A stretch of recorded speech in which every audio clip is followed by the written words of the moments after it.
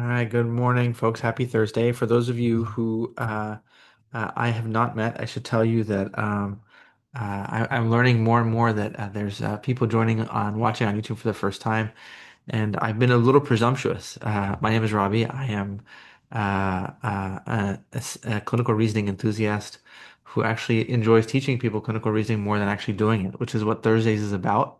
And Thursdays is about a really cool moment where people who have joined the academy uh, have done uh, uh, within the within the internal space of the academy done enough to show me that they will fly in what is a very vulnerable thing, which is to share your thoughts out loud. And today I get to co-discuss for the first time with Mansa, who's been part of the academy for several months now. And my goal is to prove to you, Mansa, and to everybody else that clinical reasoning is a very, very fun thing to do. And that is a core fundamental part of what being a doctor is. And I would venture to say the most important part. So very, very excited to share the stage with you, Mansa, today. You shared with us behind the scenes that the nerves have faded. I'm really glad. I imagine they might have resurfaced now that the moment is happening, but I will tell you once again that we'll have a good time together and grateful to everybody else who's making it happen. But let me pass the mic to you to say hello before we shed light on them. Thank you for welcoming, and I hope everyone's having a good morning and good evening to the people here in the South. And I'm Mancha, for those of you who don't know me. I've been here for almost 4 months now. It's been a wonderful journey to be here and finally be discussing this case with none other than Dr. Ravi. I hope I'm audible now, Yes, actually. yeah, you sound great. Yeah, It's better. And I hear that Dr. Praveen is presenting your case. yeah. And yeah, I think Tamil Nadu is like next to Bangalore. It's my favorite place in India. So I'm very excited for for us today. That's awesome. Yeah, we're in luck today for sure. Before we hand the mic to Praveen, who is going to be teaching us this whole hour, I'd love to thank the two people who are making this session happen, beginning with Janvi, who's scribing. Mic to you, Janvi. Hi everyone, this is Janvi. I'll be scribing for the session. Good luck, Mansa, and you'll be great and excited to learn from Dr. Praveen. Oh, wonderful, Janvi. And of course, Lorenzo's now making it a habit to be teaching us on Thursdays, which is wonderful. Mic to you, my friend. Hello, everyone. Nice to be here. Hopefully, it will be a great case, and good luck for the discussion, Mansa. Praveen, last time I heard you present a case, I was very, very intrigued. You did an outstanding job. I'm very, very excited for your case today. Maybe you can tell folks a little bit about yourself before you jump in. Hello, everyone. I'm Praveen. I'm a medical officer in a small town called Pudukkottai, a sea town, and you'll have surprises in today's case regarding that. Ooh, intriguing. All right, my friend, let's kick it off. Take it away.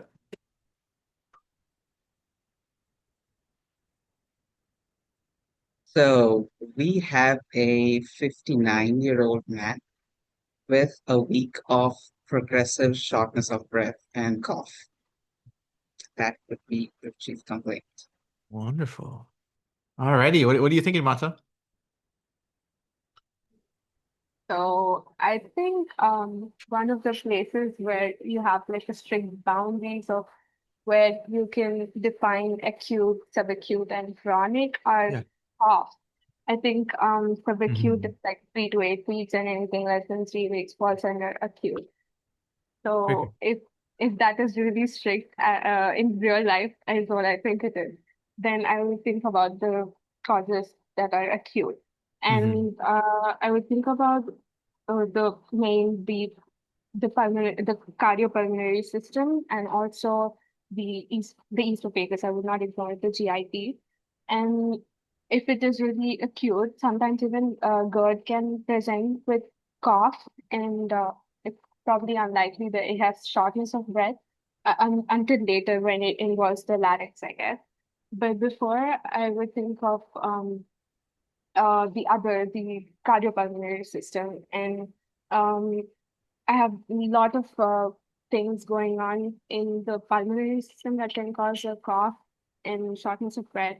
If the patient had like a recent viral pneumonia or like a bronchitis that is acute, or Mm, it could be acute on chronic bronchitis. And yeah, I'm thinking viral for now, if it mm, is like a pneumonia and it's mm, involving the lungs per se. If it is like a cardiac system, mm, then I'm thinking maybe it could also be like a pulmonary embolism. I think that could have a cough and progressive shortness of breath, but I think you also see chest pain there. And without chest pain and just these, and focusing more on the pulmonary system before the cardiac system. And mm. yeah, Very good. Very good. You're at a zone in your training, Mansa, where the goal of a of solving a case changes. When you're an early learner in medical school or early residency, the goal of solving a case is to figure out what the answer is. And so, for example, I know there were some steps involved in your life recently, and I'll leave it at that as a broad term. And when you're taking exams like that, the goal isn't to shepherd a patient through the journey. The journey is actually laid out for you in the question, and your goal is to figure out what the answer is, right? And so when you hear dyspnea and shortness of breath, you're already thinking, is it A, B, C, D, or E? Is it PE? Is it pneumonia? But in real life, the question becomes, what do I do next to get to the bottom of what's going on? And it's not handed to us, right? And so fine-tuning your clinical reasoning is to ask yourself what matters at this moment in time. And when you're taking care of a patient like this, the diagnosis doesn't matter right now because you're so far away from it. And the way we know that, Mansa, that you're so far away from it is the number of possibilities that you just blurted out, all of which are plausible, are extensive. So you sort of have to ask yourself the next step is to maybe get as much juice out of what you just did, but also plot out a strategic evaluation going forward, which we'll do next. My goal in the next minute is to illustrate to you how much power you can extract by studying these two things together and how you can really focus your differential diagnosis. So, can I ask you, how do you feel about neurology? Is it something you're interested in or peripherally so? What is your neuro vibe? oh, I think it goes top in the interest of Good. subspecialty. I suspected so based on a brief hint before, but I didn't want to be presumptuous. Okay, so neurology, your favorite, probably not going on today. So, I want you to reflex responses aloud only. No details, just reflexes. A patient comes in, Mansa, to see you and says, I have headache and I have right arm weakness. What are you going to ask them about first, the headache or the right arm weakness? What will you interrogate first and why? I think probably the headache, Hmm. but something I would suspect something in the brain that is causing the headache. Okay. Okay. So probably first look at what's if Mm. there's something that can give me a hint in Perfect. the yeah Perfect. that would that can Perfect. Your headache here gives you tremendous localizing value. You already know where the problem is based on where the patient is hurting. Beautiful. Second question, and then we'll go back to this case, okay? Second question. If you could only fix one of these two problems, the headache or the left arm weakness, and the patient has to have the other for the rest of her life, which of those two would you choose to fix? um I think uh like the weakness, I think we can do something about it with the Yeah. I would much rather live with a headache every day than to have left arm weakness for the rest of my life. So, why do you have two different answers to those two questions? Let's go back to Praveen's concern. Cough and shortness of breath. Which one would you rather have for the rest of your life if you had to have one? uh, Yeah. But you started your analysis with the cough. What is the cough telling you? Where is the problem? in this particular scenario, Dr. Ravi. Mm. I would think it is in the airways or Beautiful. See what just happened there? And this is why I said reflex responses only because I know you are pushed to justify yourself, but your an instinct is superb. Headache, left arm weakness. The parallels are cough, paralleled with headache, and left arm weakness paired with shortness of breath. You are more familiar with neurology because you love it a lot, but there is a simple principle here. The cough is a minor issue, but with tremendous localizing value, just like the headache. The shortness of breath is the serious issue with less localizing value, but it's the feature of this case that deserves way more attention. Cough means the airways are irritated. The shortness of breath means the lungs and the heart are failing. Headache means the head is irritated. The arm weakness means the nervous system is failing. Irritative symptoms provide tremendous localizing value, but that is it. They are not worth studying. If somebody has lower extremity weakness, your differential diagnosis is through the roof. But if they have concomitant irritative back pain, you know where the problem is. So the approach for cough that you just outlined, Mansa, is where you are studying an isolated cough without alarm features. As soon as somebody tells you they have cough and shortness of breath, you now have a much more serious problem. And you know that problem is somewhere in the respiratory tree. And the question is it just in the respiratory tree? Or did another disease entity spread to the lungs? Which is why you were entertaining things like a bronchitis, but also entertaining disease in the heart that spread to the lungs via pulmonary edema. So right now, to go back to what we talked about earlier, which is in real life, all you'd be interested in now is to understand what to do next. And I think the power of the physical exam to be able to tell you, is this just a lung issue? Or has the heart radiated its disease into the lungs is really, really easy to do. So what's my piece of advice? My piece of advice is that if you're approaching cough, if you find something more alarming than the cough, then the only thing the cough does for you is to help you localize the lesion. If you find nothing but the cough, then you know where the lesion is in the airways, and now you have to figure out what the root cause is.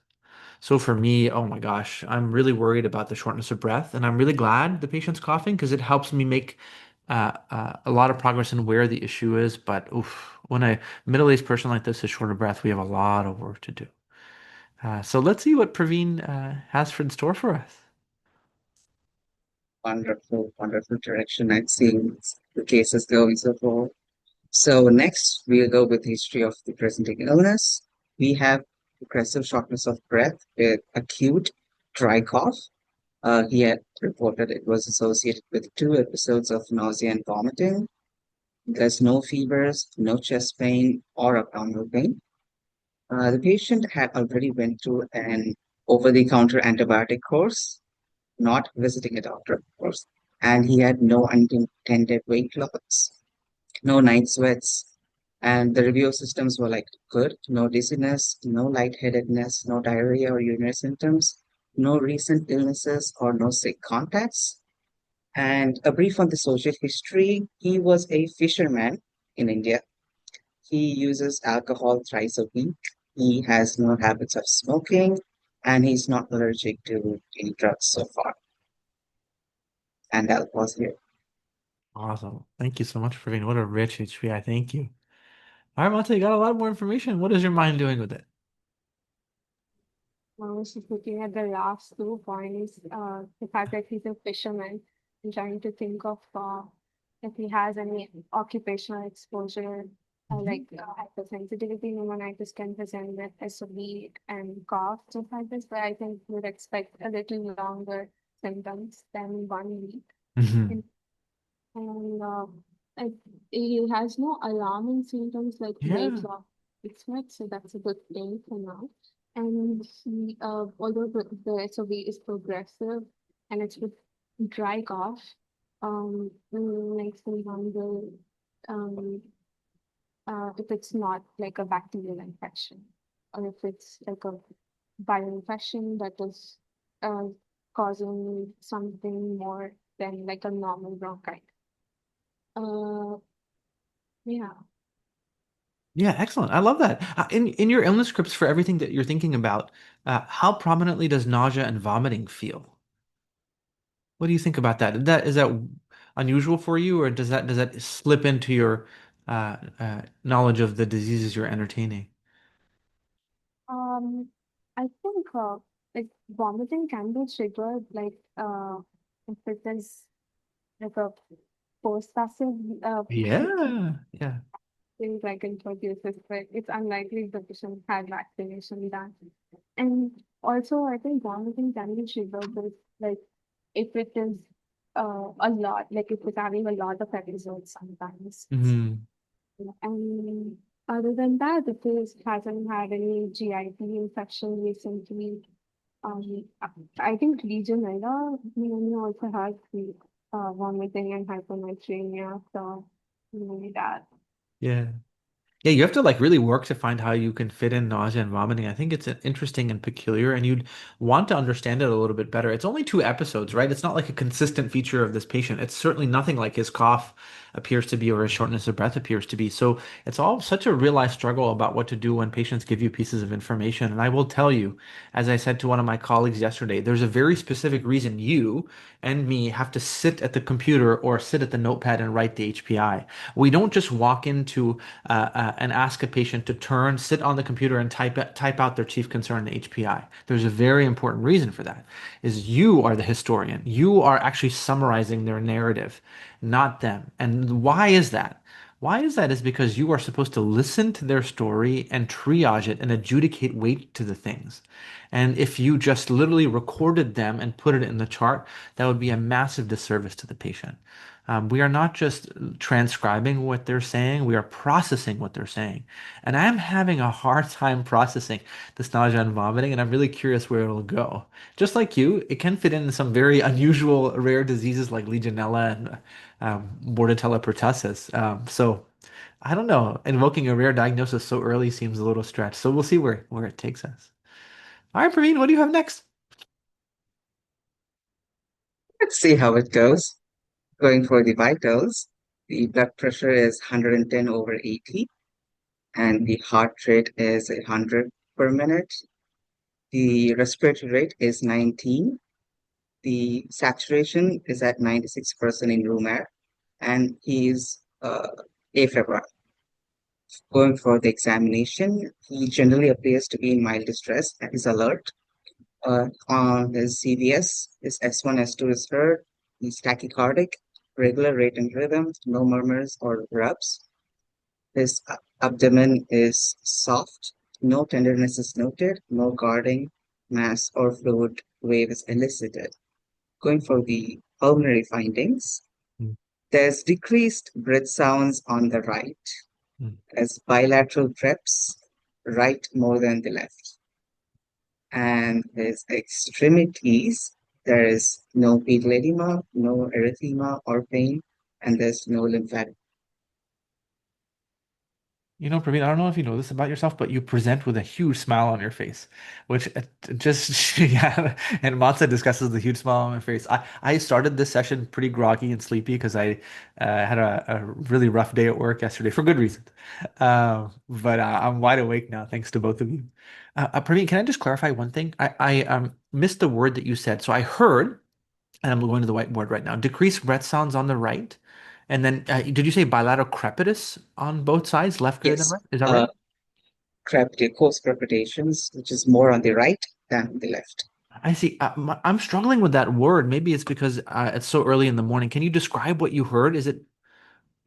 I don't know why I'm uploading crepitus, which is like air and crackling underneath.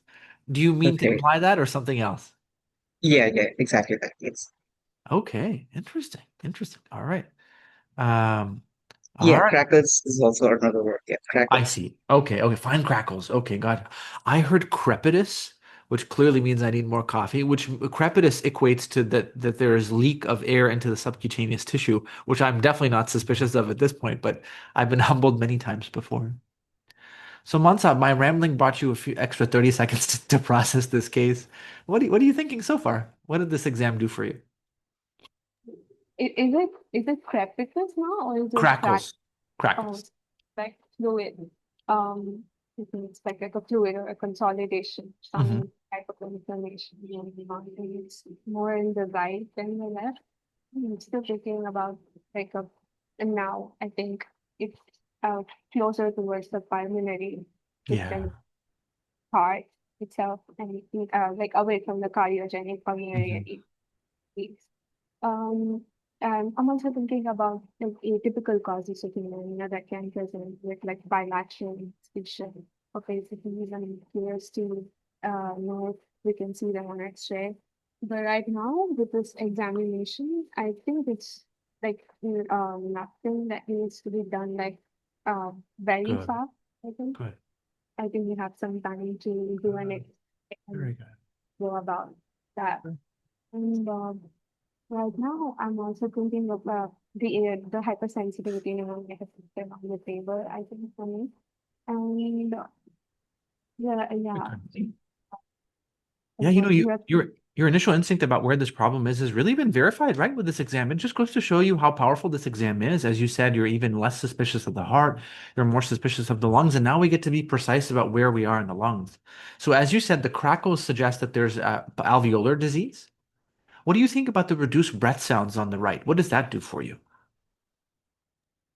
um, uh, I think like more towards I think away from the consolidation, Hmm. like pneumonia will have like a pectoral weight, Yes. but now I'm thinking a little bit away. It could also be like a pleuritis, the Yeah, good. pleural effusion, sorry. Very good. Very good. It's incredible. You really don't need me here to understand this problem. So I think what we're now solving, Mansa, is a gentleman who seems previously healthy, who has a subacute, acute to subacute, um, uh, pulmonary and pleural disease. Pulmonary is the crackles, and pleural is the reduced breath sounds on the right. And I think we have to humbly acknowledge that the exam is powerful but not perfect. So my first step would be to really verify this problem representation with actually looking at the lungs instead of listening to the lungs. Listening to the lungs with your ears is a great start, but then you need to upgrade the sensory input to use, instead of your ears, your eyes. And we can start off with a whole variety of tests, including an X-ray. And for those of you who think POCUS isn't hocus, sorry, it's good. It's a really, really good test, but I just don't know how to use it. Um, and as a place to start, to really understand, is this problem representation correct? I'm really curious, Mansa, what labs would you be getting in a patient like this, if any?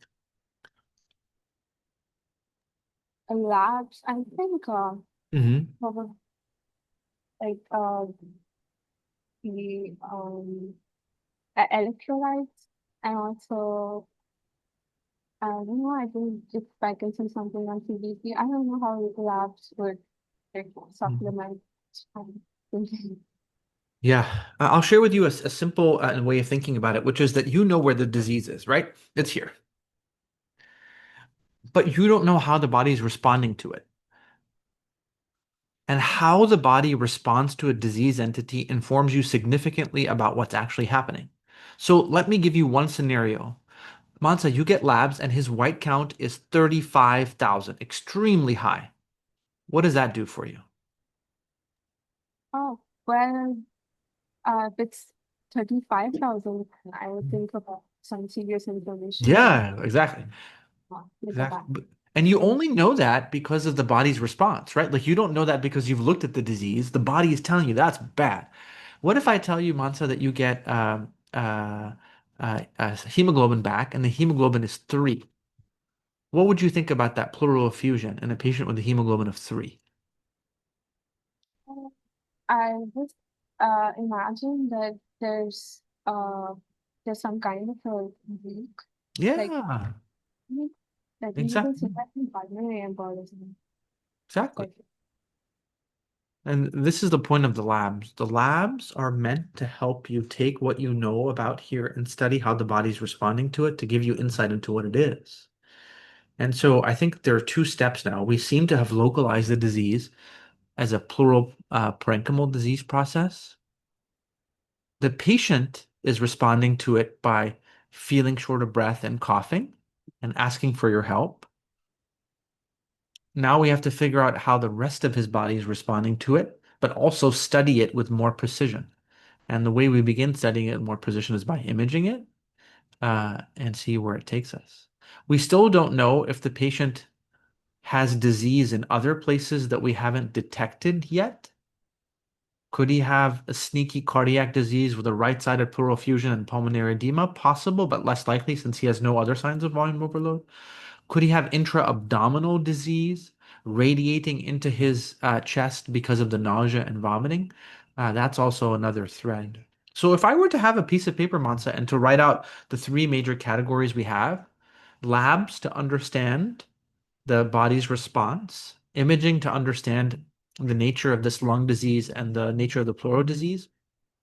And then there's an open category of, is the disease anywhere else that we haven't figured it out? And I think those are the 3 categories that we'll probably need to be able to help this patient. All right, Praveen, I look forward to your smile and your next aliquot. So I have 2 more aliquots, one's for the labs and one's for the imaging. The imaging would reveal partial diagnosis. Okay, sounds good. So the labs, Yeah. the total count was 9,160, which is in the normal range. There is a marked left shift with 90% polymorphs, 7% lymphocytes. The HB is at 11.1 in the lower range, and the platelets are at a low normal, 210,000. The glucose is 183. The sodium is at 131. The potassium is at 3.9. The chloride at 93.2. Calcium was sent was 8.6 and an LDH of 221. The LFTs, most of them were within normal limits, except for a critically low albumin, which was at 2.1. The total protein was at 7.3, so which reveals a protein gap of 5.2, which is elevated. The CRP was elevated at 69.7, and the ESR was 2 watts. And that's it for labs. Amazing. Mansa, I think it's probably a really good time to dissect these labs in a breakout room, just to give you all some more time to process them and get some juice out of them. So I'm going to let me pause the recording first. Um, my dear friend, what did you learn? had some interesting insights Oh, from I don't Dr. know, Mansa, if it's me, but your audio dipped again. I just want to make sure everybody can hear you okay. Is that, am I off, guys? Or, yeah, okay. Try again. Is Yeah. All good now. Are you using, what are you using as your Yeah, mic? I'm using like a microphone and Oh, all okay. Yeah. that. You just have to put a little closer, I think. Yep. Okay. Yeah. There were some really insightful thoughts from Dr. Catherine and Henry and Dr. Mark as well. Yeah. What we've discussed, Dr. Catherine mentioned that we need to also not ignore the calcium levels, the Uh-huh. corrected calcium levels when you correct it with the 2.1 of albumin gives you, I think, like more than 10.5, I think. Calcium, so that's hypercalcemia that we should not ignore. And she also noted that this could be like a scene that could happen in multiple myeloma or Hmm. other paraproteinemias. And um there was also a discussion of like pneumonia and a pleural effusion together. And I was also thinking about Boerhaave syndrome that could have like a loculated pleural effusion with shortness of breath and cough, but I think it's unlikely without any trauma, or without like a vomiting that I mean the vomiting did concern me of this, especially the vomiting, but Mm, um I'm thinking if that's like not real like a retching type of vomiting, then I would ignore both half for now and think about multiple myeloma, especially since we see very few cases where there's like a protein gap, like an acute protein gap. Um, mm, it, I'm really curious if the RFTs can reveal like a high creatinine. mm. Very good. Very good. You were taught by a very wise human being, and Dr. Catherine, who, by the way, just so you all know, happens to be my mother-in-law, just as FYI. Yeah. You're like, oh, yeah. Hi. I will see her in a couple days, and I'm really looking forward to it. I'm glad she's spreading wisdom to people I care about as well. Um, yeah, Kara's mom is a legendary, now retired, both general internist and palliative care doctor who, like Dr. Scott, is obsessed with medicine and so is here all the time. Um, Matza, I'm right there with you, and I think the one thing that I think deserves scrutiny that you said is an interesting observation. You said the words acute protein gap. And within that, there's a recognition of an important concept, which is the protein gap, the difference between the total protein and albumin. But I'm really curious, what made you say acute? I mean, if the patient, I mean, that's just my assumption actually. Yeah, right. Where do you Patient, think that assumption came from? It's an assumption you made, but it was an instinctual one. Where did it come from, you think? Why did you lean that way? um, because he was asymptomatic for Yeah, a while, exactly. now he's This presenting symptoms. exactly. This is why you have to sit at the computer and type the patient's history of present illness. Because I guarantee you, this patient has been sicker for way longer than he knows. Way longer. And you know how I would tell in real life? I would tell by looking at him. There is no way, with an albumin of 2.1 that he looks like he's been sick for 2 weeks. So, what would I do 10 years from now? I would say, patient here for cough and shortness of breath for 2 weeks. Just like an AI scribe. Yes, that was an intentional dig at AI scribes. Uh, but now what do? I look at it and I say, 2 weeks. I do it with kindness, but in my mind, I'm thinking, 2 weeks? No chance. Impossible. Albumin of 2.1 is a marker of subacuity and chronicity. This patient has been sick for a lot longer. The question is why? And I want to point out to you a paradox. You beautifully articulated your understanding of what the protein gap means. It means there's a bunch of immunoglobulins that are accumulating, and that's why there's a difference between the albumin and the total protein. You love math, and you subtracted the two and found something large, and that large is immunoglobulins. So the question that you raised is, are these monoclonal? Do they represent a population of plasma cells that and there's only one test that can help us predict that, and that is the serum protein electrophoresis and circulating chains. I will tell you though that the chances of this being monoclonal are exceptionally low. Purely from base rate alone, it's a super rare condition to have multiple myeloma compared to the other causes of protein gap, and the degree of hypoalbuminemia tells you. One second.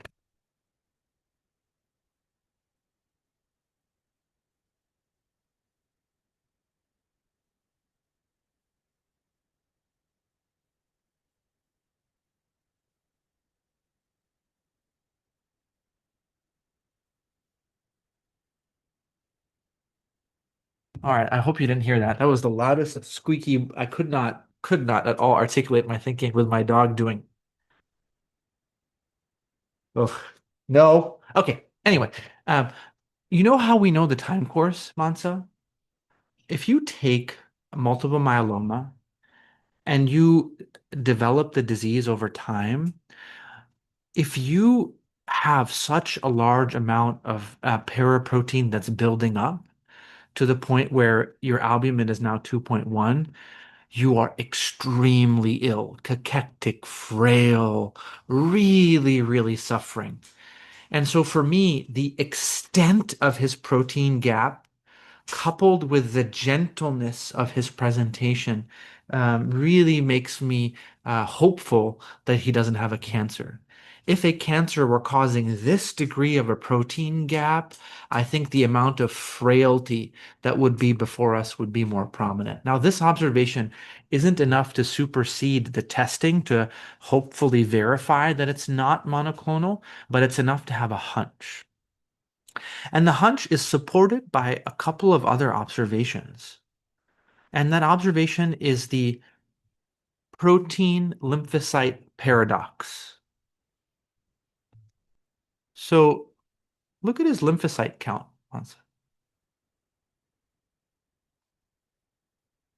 Why is his protein high, yet his lymphocyte low? What do you think about that paradox? I, um, some kind of hmm, it could be like a chronic illness that is um, like I think TB can show like a low lymphocyte. Very good. Very good. You set an example. The concept is this is a marker of an unfortunate marker of chronic infections, especially chronic viral infections. And you were positing earlier that he might have a pneumonia and a complicated pneumonia. And when you see a protein gap and a lymphopenia, the single most important test for him now is an HIV test. You're worried about an infection. It's brewing. He has one immunocompromising risk factor that is now newly diagnosed, which is that he has new diabetes, which we did not know about. His glucose is 183. He has an A1C that is high enough for diabetes for sure. And he has low lymphocytes and a high protein. This paradoxical deficiency of lymphocytes, yet an increase of their product, is a marker often of chronic infections, usually viral, and hopefully something we can diagnose and treat.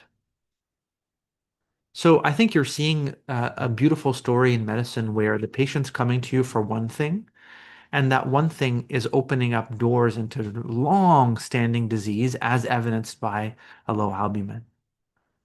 And so ultimately, Mansa, this is why we have to try to adjudicate what the time course is. And your analysis was spot on. The only thing that I think you can take away as new learning is you cannot have an acute protein gap. Protein gap is always a really elegant marker of chronicity. And so let's see what it tells us about the patient's past. And so for that, I'll hand the mic to Praveen. I intentionally added the word protein gap and reported it so that I really learn a lot from you, and I'm satisfied. Thank you for all the learning, Rabih. So the next part is I'll be revealing a CD chest, which we had taken. Here it is.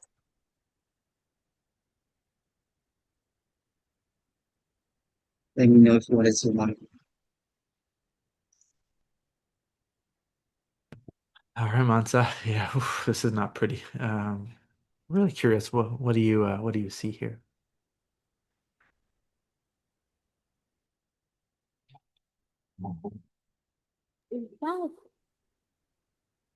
Is that in lunar column?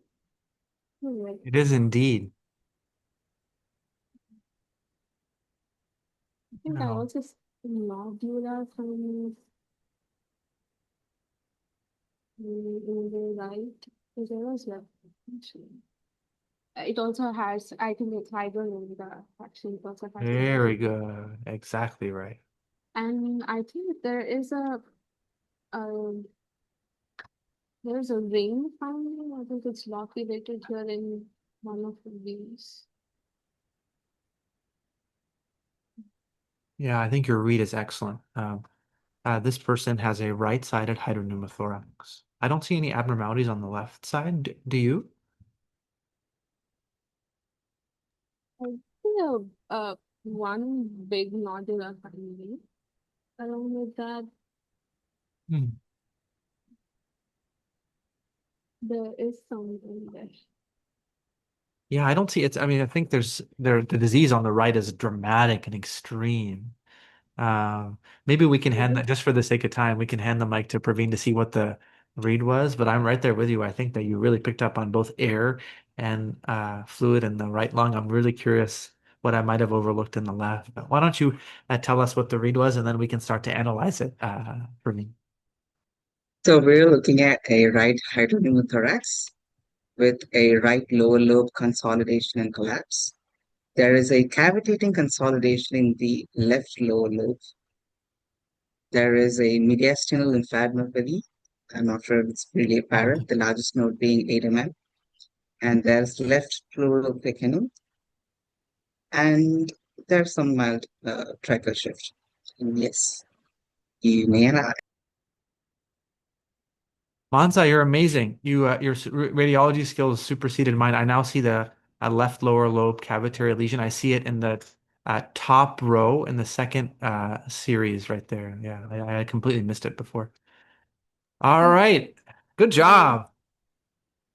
So, tell us how are you analyzing this? Actually, I did see a case of mesothelioma once, I which think your presented. mic is a little too far again. Oh, I Yeah, did see a case of mesothelioma that's presenting better. Yeah. uh, once with like very the thickening of the pleura, like a Uh-huh. lot of thickening and unilateral Yeah, thickening. very good. Mesothelioma. So I'm not sure if that can figure. And the Hmm. I think I think can I hear the findings again? The last one finding that you mentioned about the. Yeah. Cavitating consolidation, left lower lobe. Okay, okay. Thank you so much. Oh, so the cavity cannot be ignored, and I'm sure Yeah. this definitely is a chronic process that is presenting acutely here. Um, I'm still thinking like an like a TB infection, Mhm. or um, like a cancer, like some kind of cancer, like SCC Very good. and mesothelioma because of the pleura. And the mediastinal lymphadenopathy is also present, so it's definitely a chronic process, I think. Yeah, I think, this is an opportunity. The truth is that we're very far away from it, from an answer, but we have a very specific problem. Fluid can make it into to the pleural space in many ways. Many ways. It can be there as a hemorrhage. It can be there as an inflammation from an exudate. It can be there from a transudate. There is not many ways that air can make it into the pleural space. So if you were to take all the findings that you have, the findings of air in the pleural space is very, very, very powerful and very, very specific. Here, one second, guys. Sorry.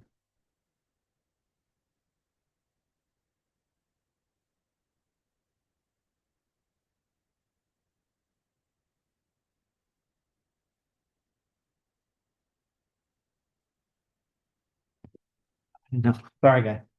Um, there are very, very few ways that air can make it into the pleural space. Very few ways. And so you ask yourself, just to draw, sorry to draw this out as I'm distracted by the doggies. Um, if you ask yourself, I have fluid in the pleura, and you list all the possible places that it could come from, it would be limitless. It could come from the heart, it could come from the kidneys, it could come from the liver, many, many places. Air, where could air come from? It's either going to come from the outside, which is not the case here, because the patient doesn't have any trauma. It's going to come from the lungs, which is most common, or it's going to come from the esophagus.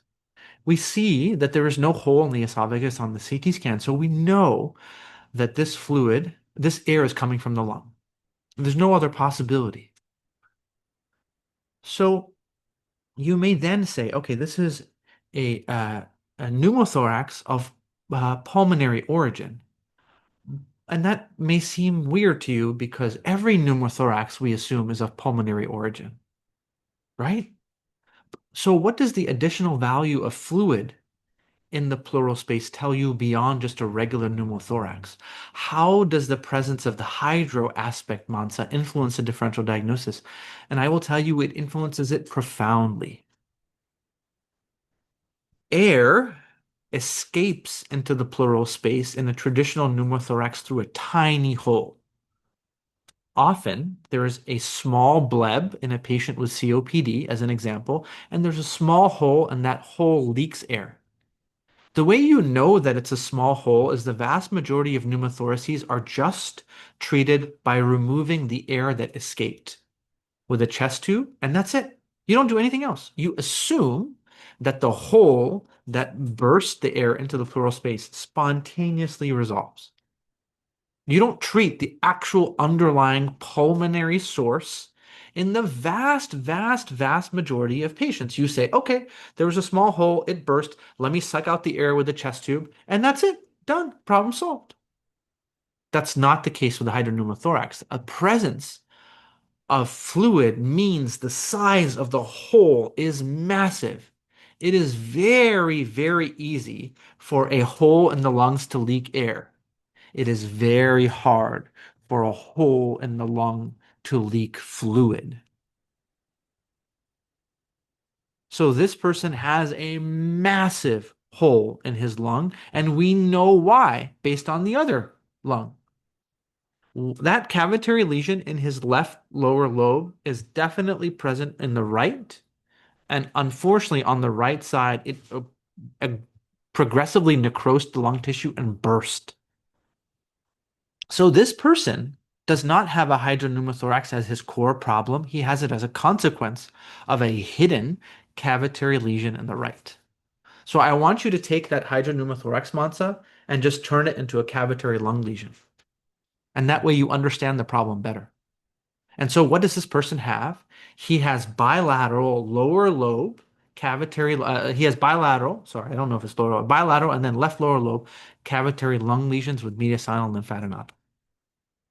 And your differential diagnosis of that is excellent. You mentioned the possibility of cancer and you mentioned the possibility of TB. And I think those are the most important things to think about.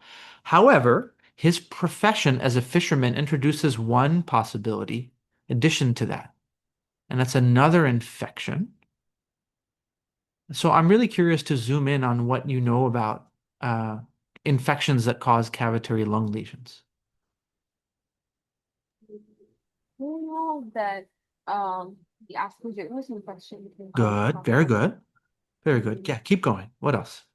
um about abscess can cause like an abscess, but this patient is aphid dry, so I don't think it's like an infection from the bacteria.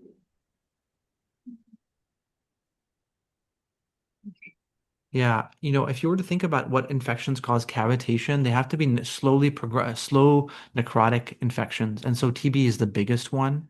In the United States, we worry a lot about endemic mycoses, especially in immunocompromised patients. And so that gets you the bacteria and the fungi. There are a very small number of parasitic infections that cause cavitary lung lesions, including Entamoeba histolytica, and one you presented, my friend, echinococcal hydatid cysts. And the last is associated with seawater exposure, and that's paragonomyces. So paragonomyces is a classic disease process. And the beauty about paragonomyces is it has a high tropism for hydropneumothorax. So I think what do we need to do? I think we now know what the problem is. Problem is that the patient has cavitary lung lesions of chronicity. And the way we get to the bottom of it ultimately is doing a serological workup for these tests. But the gold standard is to sample that fluid and sample those cavitary lesions. I know we're at time, so I'll just leave it at that. Very impressive read of the CT. And I think hopefully now you know that a hydropneumothorax is often a large hole in the lung and often means the patient has cavitating disease in that lung, which here we were lucky to see on the other side. But even if we didn't, you can sort of back calculate an inference on that right side. Any questions about that, Mansa, before we hear from Praveen? Is the eosinophil relation? Sorry, say that again. I Eosinophil, think your mic is too far again. eosinophil town. Has that been mentioned before? Yeah, I think no. No, that's not. Yeah, Okay, then I can think about eosinophilia would be a uh, clue. yeah, I think then I can think about if the patient ate any crabs and then the pathogenesis, any kind of coccuses. I think because of the eosinophilic count, I haven't gone there, but it's really important to know that it's like asymptomatic for so long, and then you get it, and then you get symptoms in echinococcus where it could present in the same way. Beautiful. Really curious to know next what happens. All right, Praveen, what you got? So regarding the clinical course, he was given empiric antibiotics and then he was started on an empiric antituberculosis therapy regarding his cavitation.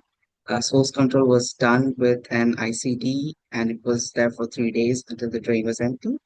The approval fluid was sent for testing and the expert MTB came negative. The ADA, which was 38, also came negative. The culture was also negative, and the cytology revealed it was an inflammatory smear, numerous neutrophils, few reactive mesothelial cells. There was an eosinophilic background consistent with exudative, non-TB, non-malignant empyema type process. And we had discharged the patient with a diagnosis of necrotizing pneumonia with hydropneumothorax. That's it for we're still waiting on follow-up though. Amazing. Awesome. Thanks, Praveen. Yeah, what do you think, Mansa? I think that was a journey worth it. Yeah. Really, I think everything changed in the end once we saw the CP. That was a great reveal at the end. Yeah, but it's really fascinating how the patient hadn't had any symptoms until 1 week ago. Um, and I'm really curious if fibromyalgia or like can it like have no symptoms for so long and present acutely with the hydropneumothorax that is like 1 week? So that was my question to you, Doctor. Yeah, I would be very, very suspicious of paragonnomyces in this patient, particularly with the eosinophilic pleural effusion. Um, I think that is a very, very, this is a classic presentation of it, where you have these cavitary lesions with propensity for hydropneumothorax and eosinophilic pleural effusion. And yes, unfortunately, paragonnomyces in many people is an indolent disease just like this, with very slow progression. Um, and so just like your case of echinococcus, it can really sneak up on people. Yeah, I would be really, really suspicious of it. I'm curious ultimately to learn from Praveen eventually if there was testing done or whatnot for it. But I would worry, to have a necrotizing pneumonia on present in a necrotizing pneumonia's presentation is often acute and very, very fulminant when it's caused by pyogenic bacteria like strep, staph, so on and so forth. And so ultimately, you did the patient a lot of good because you drained the vast majority of this infection, right? And he doesn't have whatever it is in his body to the same extent that he had it when he first came in. But I would be suspicious, especially on that contralateral side, on the left side, that whatever the disease process may continue. But diagnosing these conditions is really, really, really difficult. But I think the eosinophilia and that pleural effusion is very, very hard to ignore. Does that answer your question, Manta? Yes, Doctor. Yeah. Yeah. And Mhm. like this patient to have like a necrotizing pneumonia, would he need to have a pleural culture positive, like or the blood culture positive? Does he need to have that before giving antibiotics, or would it come? Would you give it as a prophylaxis? Yeah, often when people come in and they have really serious illnesses, we give them antibiotics well before we do the thoracentesis. So I wouldn't be surprised if this patient got antibiotics before the thoracentesis, and that might be you invoked as a reason why the cultures were negative. Uh, for those of you who were there, I know Ethan was there. So Ethan, this is just for you. This is yet another example of why You should try to get your fluid before you give antibiotics. So in this scenario, if we were able to get the thoracentesis before the antibiotics, which you might justify doing based on the fact that he was relatively stable, you would then have no doubt. If his cultures were negative, you would not be able to call this a necrotizing pneumonia. Necrotizing pneumonia should be a floridly culture positive disease process. But the patient was given antibiotics, understandably so, and many people would do the exact same thing. But now you're left with doubt, and that doubt is his culture negativity as a result of the treatment, or a marker of the actually that the diagnosis is not a necrotizing infection. And so you can take with it this reflection that if somebody's not critically ill, try to get all your fluid before you give them antibiotics if you can. But in many instances, that's not a realistic thing to do. But it's certainly something worth aiming for if you can. Do you have other follow-up questions, Mansa? Or just if the patient got better after the antibiotics. Yeah, Praveen, tell us, how did he do? Yeah, he was well. He improved very well. His repeat CT showed improved symptoms, improved signs, and he was discharged very well. We didn't get to follow up a lot as of now. It's been Yeah. like more than a month, so I Okay. assume he's great, doing great. Good. Good. I would be wonderful. Ultimately, that's what we're in the business for. If you ask yourself what's the purpose of a diagnosis? Purpose of a diagnosis is to make somebody better. And if you accomplish that through other means, great. That doesn't matter. It's an irrelevant label. I'd be really curious, Praveen, what happened to the left-sided cavitary lesion? We don't have any follow-up imaging. We just have the one CT, right? Yeah, so it was considered as a pulmonary TB, and he was started on anti-tuberculosis drugs. He's on detox regimen, so yeah, I see. that's about that. And he's continued that after discharge. Yeah, So he's yeah. is it fair to say that your working diagnosis is a culture negative pulmonary tuberculosis, empirically treated, and concomitantly with a possible necrotizing pneumonia? Is that like kind of the summary of Yeah, what the team? Awesome. yeah, Yeah. that would be And hey, if he's better, you're right. If he's not better, I think the key diagnostic test in somebody exposed with the exposures he has in the eosinophilia is paragonnomyces. But if he has it, he'll come back. And if it's been a month, if it's been a year, don't think he has it. If it's been a month, I think paragonnomyces can progress slowly enough that it might sneak up on you. Yeah. What an time awesome, will tell.